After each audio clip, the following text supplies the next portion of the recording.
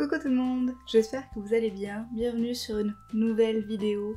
Aujourd'hui à nouveau on ne va pas parler de nourriture mais de seconde main. C'est une vidéo que je vous avais déjà promis, mes meilleurs conseils pour pouvoir aller choper de seconde main en toute tranquillité. Un petit aparté avant ça, je sais qu'à l'origine je comptais pas faire un compte ou une chaîne d'ailleurs qui soit écolo, je voulais seulement partager des recettes véganes, simples, rapides, faciles, etc.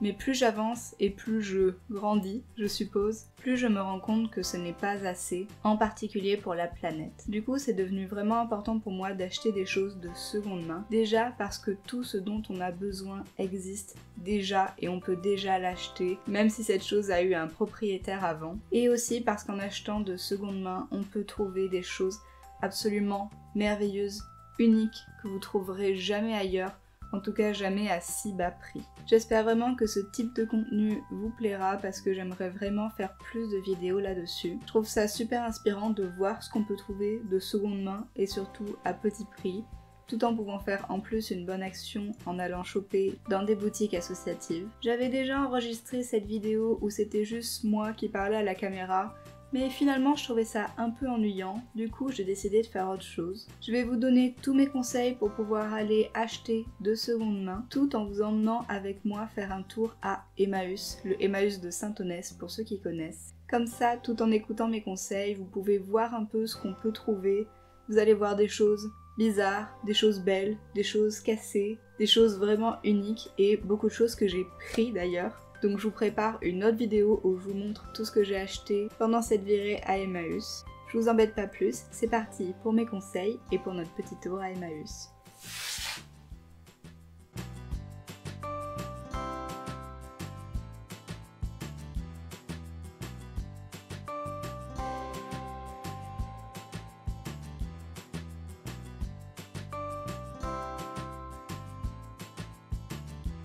Mon premier conseil, c'est vraiment de vous tenir au courant de tous les endroits près de chez vous où vous pouvez faire votre shopping de seconde main. On pense bien sûr à toutes les boutiques associatives type Emmaüs, Croix-Rouge, etc. D'ailleurs, en passant, ces boutiques sont ouvertes vraiment à tout le monde, n'hésitez pas à y aller.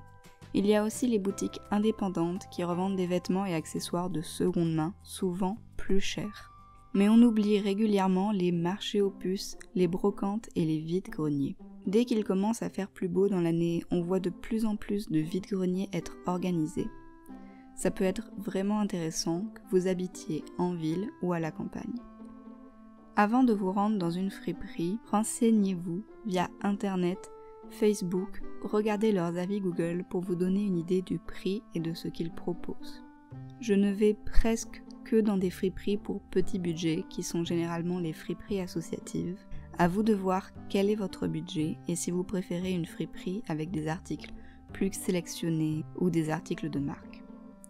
Gardez aussi vraiment un œil sur les vide-greniers organisés près de chez vous, les marchés aux puces, les brocantes, où vous pouvez trouver des trésors cette fois-ci à vraiment tous les prix, soit très chers, soit presque donnés. Mais parfois au moins on peut négocier contrairement aux boutiques. Si c'est possible pour vous, évitez d'aller dans ce genre d'endroit le week-end.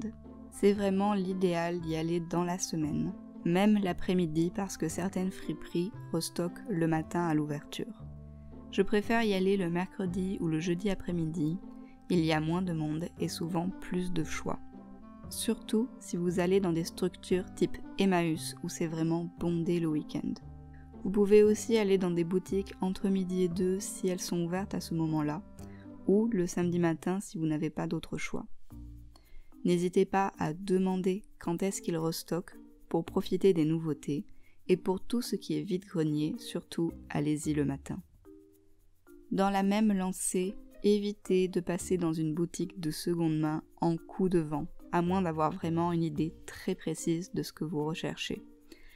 Bloquez-vous au moins 30 minutes si c'est une petite boutique, voire même 2 bonnes heures si c'est un grand magasin ou un marché aux puces. Souvent, regarder rapidement ne suffit pas à dénicher la perle rare, que ce soit en termes de vêtements, de vaisselle, d'objets déco, ou quel que soit ce que vous recherchez. Moi, j'aime tout regarder parce que je suis toujours à la recherche de certains objets. Dans les marchés, je fais toutes les allées, à Emmaüs pareil. Pour moi, ça fait aussi partie du plaisir de chiner, de pouvoir flâner et farfouiller. En parlant de farfouiller, lorsque vous chinez, où que ce soit, regardez partout. Pour les vêtements par exemple, quel que soit votre genre, regardez partout dans les sections hommes, enfants parfois, ou même les pyjamas et les nuisettes pour dénicher des jolis hauts en satin. Mais ça veut aussi dire que quand il y a des meubles à tiroir, n'hésitez pas à les ouvrir. Dans certaines boutiques, ils y mettent des chutes de tissu, des rubans, des accessoires, etc. Pareil lorsque vous trouvez des boîtes, surtout dans les parties bazar de chez Emmaüs. Je sais pas si vous avez ça, mais moi c'est là où je trouve le plus de choses. Si vous trouvez une boîte, ouvrez-la, car vous pourriez trouver tout un set de couverts vintage dans une vieille boîte de whisky. Si vous chinez pour votre propre plaisir, je vous conseille d'y aller avec une petite idée de ce que vous recherchez, mais rien de trop précis. Est-ce que vous avez plutôt besoin d'un vase, d'une veste? Est-ce que vous voudriez des vêtements plutôt de telle ou telle couleur? Est-ce que vous aimeriez des nouvelles tasses, un meuble d'appoint pour mettre des plantes, etc., etc. C'est juste histoire de vous donner une idée et un but lorsque vous farfouillez.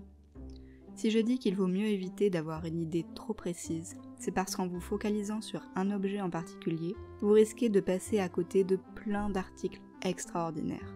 Mais avoir une idée de ce que vous aimeriez trouver permet de ne pas se sentir trop perdu, surtout si vous n'avez pas l'habitude de chiner. Mon 7e conseil va sembler aller un peu à l'encontre du 6e, mais pas tant que ça. Lorsque vous achetez de seconde main, laissez-vous surprendre.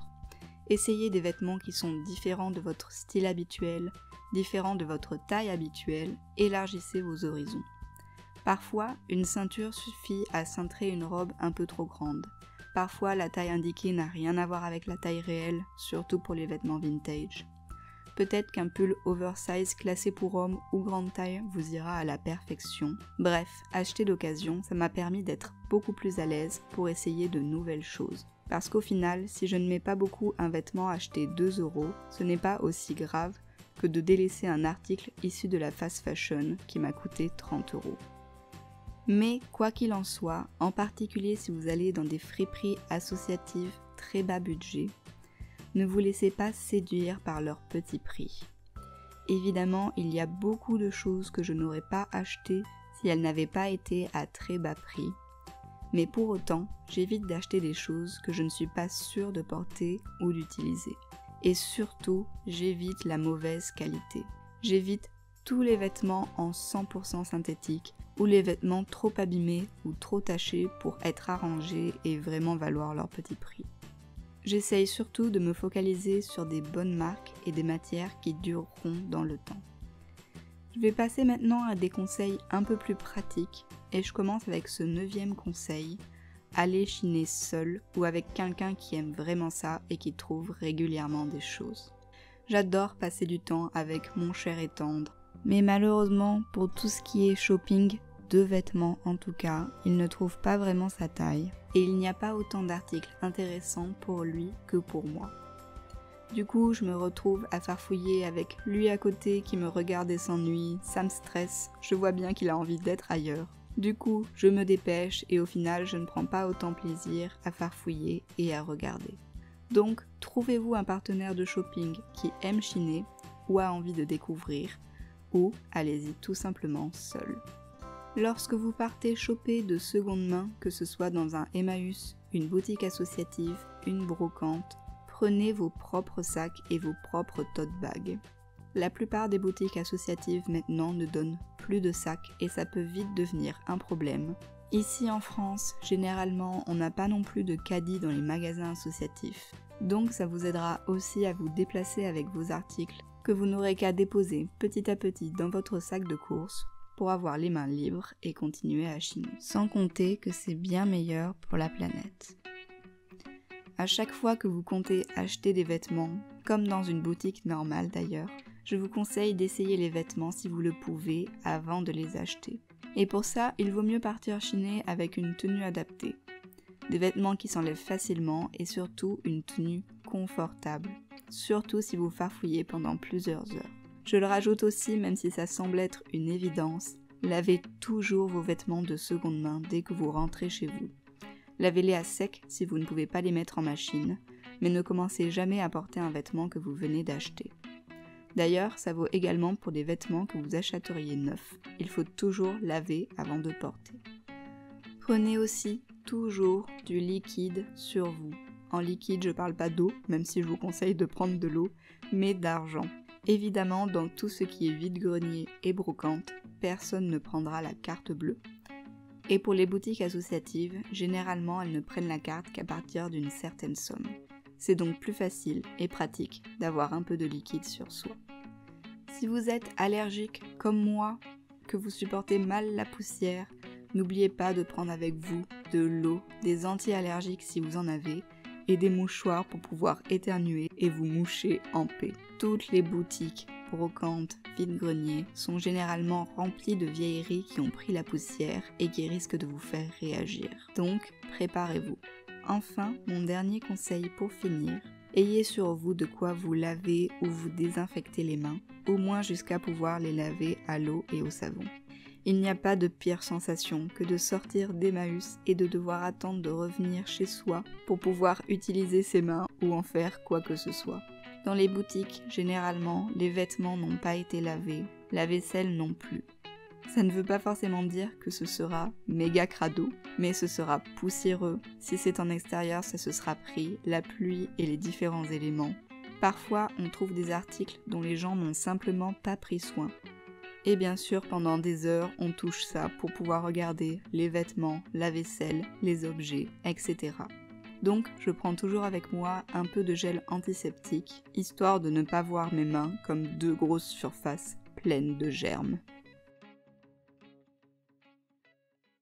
Et voilà pour mes conseils, j'espère que la vidéo vous aura plu et que vous aurez aimé faire ce petit tour avec moi à Emmaüs. Je pense déjà à vous préparer un haul pour vous montrer tout ce que j'ai acheté ce jour-là, là-bas.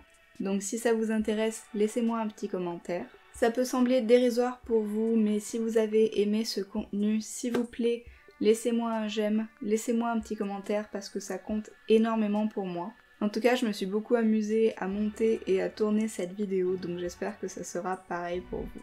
Merci d'être allé jusqu'au bout, n'oubliez pas surtout de vous abonner pour avoir plus de vidéos comme ça. En attendant la prochaine vidéo, je vous fais des très gros bisous et je vous dis à très bientôt.